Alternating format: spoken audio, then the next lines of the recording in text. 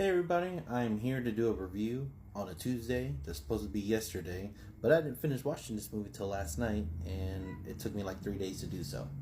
But anyways, here it is, my review of the 2005 King Kong movie, starring Naomi Watts, Jack Black, and Adrian Brody, right here. Ooh, ooh, ooh.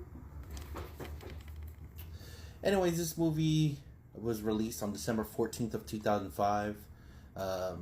I thought they released a VHS, but I guess since 2006 was the last year for VHS, they just did it on DVD, which makes sense. It would have been nice to have it on VHS because I have a lot of my early 90s, early 2000 movies on VHS. But hey, it is what it is. It was directed by Peter Jackson. It actually did pretty well in the box office, $556.9 million against a $207 million budget. So this movie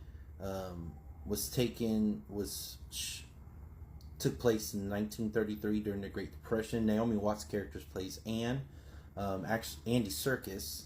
I don't know if you guys remember that, but he plays Ulysses Claw in the Marvel Universe, and he played Caesar, motion cap, for Planet of the Apes, the recent ones, and then he did motion cap for this one, so pretty cool.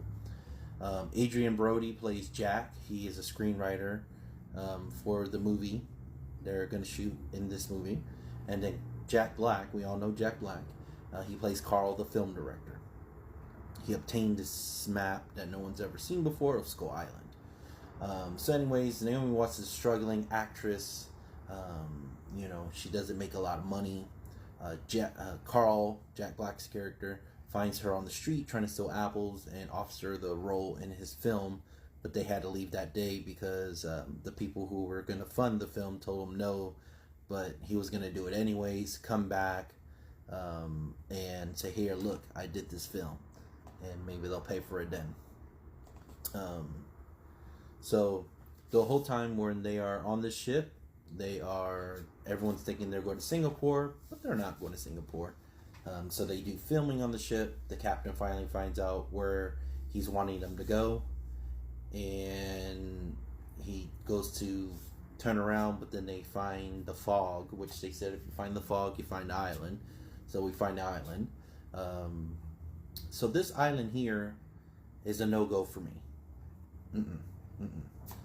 They hear this roar, in the movie. They're like, what's that? No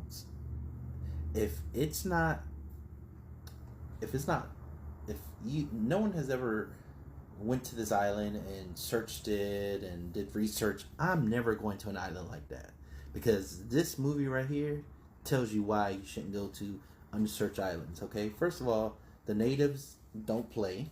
Okay, they didn't play in this movie. The film crew went on to the island, and 2 of them got killed. Okay, they had to be rescued by the ship's crew. All right, the captain and the ship's crew. All right, the natives come and steal Anne from the boat just to sacrifice her to Kong.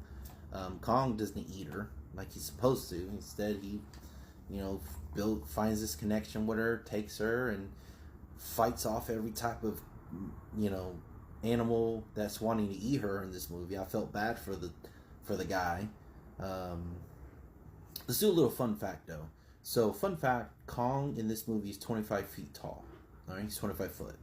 The Kong in Skull Island in 2017, was a little baby. He's 104 feet, whatever you want to call it. That's pretty big. But the Kong that we meet in 2021's Godzilla vs. Kong is 337 feet. And supposedly, in the new movie for this year, he's going to be even bigger, taller. So these things in the MonsterVerse just keep growing. This is like a little baby compared to 2017 Kong. 104 feet compared to 25 feet? Jeez. That's like what? 79 more feet taller? Yeah. So, but anyways, so not only is Anne making this connection with Kong, and she's on her little journey trying not to get eaten by everything, like a giant bats, T-Rex looking monsters. But the ship crew who's trying to save her, along with some of the film crew, and this crazy man Carl, the film director, is filming the whole thing.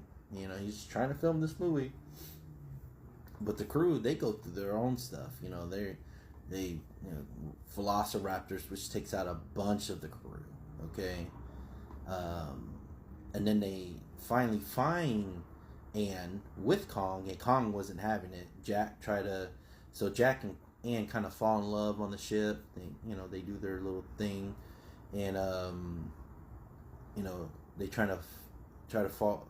He's trying to find her, and Kong ain't having it. He's like, nope, this is my girl, and he starts attacking them, because they're on this tree trunk, this huge tree trunk that's over like this valley, this little ravine or whatever that falls all the way down, and he throws that tree trunk along with everybody that's on there down all the way to the bottom, and yes, your worst nightmare is down there. Giant cockroaches, giant spiders, giant grasshoppers, all trying to eat these guys. All right, leeches. Some of them are already dead. Some of them get dead.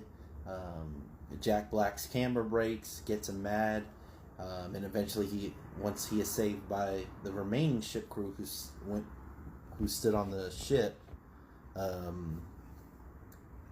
he gets his idea. Well, I need to take something back. So the ship had a bunch of chloroform, so they use that. They get Kong, which makes it sad because Kong, all he wants is to have this connection with, Anne. He wants Anne. You know what I'm saying? Which I don't blame him. He's lonely. There's no one else like him. And this companionship he's built with her, he wants to keep it. Is it good? Is it bad? I don't know. They could have worked something out. You know what I'm saying? But he was very protective over her. So I don't think she could ever have left. Maybe she could have taught him to be nicer. Calm down. But anyways, they finally get him to New York City. Carl uses him for this play, as this little play thing. I'm guessing it's opening night. He has him in these chrome chains that he's not supposed to break out of. But Kong, you'll see throughout the movie, when it comes to Anne and getting to her, or if he gets super upset, he gets this other strength that just comes out of nowhere. So he breaks out of these chains. There was this girl that looked like Anne in the play, and he realized it wasn't her, so he throws her. He sees Jack, because Jack tried to he thought Anne would be there. Jack tried to go to the theater to tell Anne he's in love with her, but she's not there. But Kong sees Jack. He don't like Jack, remember, and he chases Jack out of out of the theater. Kong finally gets to the street, and he's picking up every blonde-haired girl he sees. And trust me, there was a lot of them. He was either put them down really hard or threw them, because he wants Anne. And eventually, him and Anne get together. Anne finds him. They have this moment together, but then the army comes, and you know how humans are. They don't understand things. They're just going to kill it. And which made me really, really sad, because Anne could possibly help bring this creature back to his home. But you know how they were back in the day, girls, whatever. They were going to try to shoot him with her in his hand. Eventually he goes to the Empire State Building, and he dies from the planes that come and kill him with all these bullets and stuff. It's very, very sad. Apparently there was supposed to be a sequel. I don't know how you make a sequel if you killed Kong. But there was a movie back in the day that they killed Kong, and in part 2 he was just in a coma. So I don't know if they would have used that or whatever. But anyways, as far as this movie, I really enjoy it. I'd give it an 8.4 out of 10. If you have seen this movie, tell me what your thoughts are. I would definitely see it again. And they have figures, so I'm going to try to get at least one Kong figure. Not the big one. I got to get a small one, because compared to my King Kong, he's like, it's got to be the smaller. But anyways, if you saw this film, what would you rate it? Did you like it? Did you not like it? Until next time, guys. It's always fun telling you my reviews and stuff. But peace.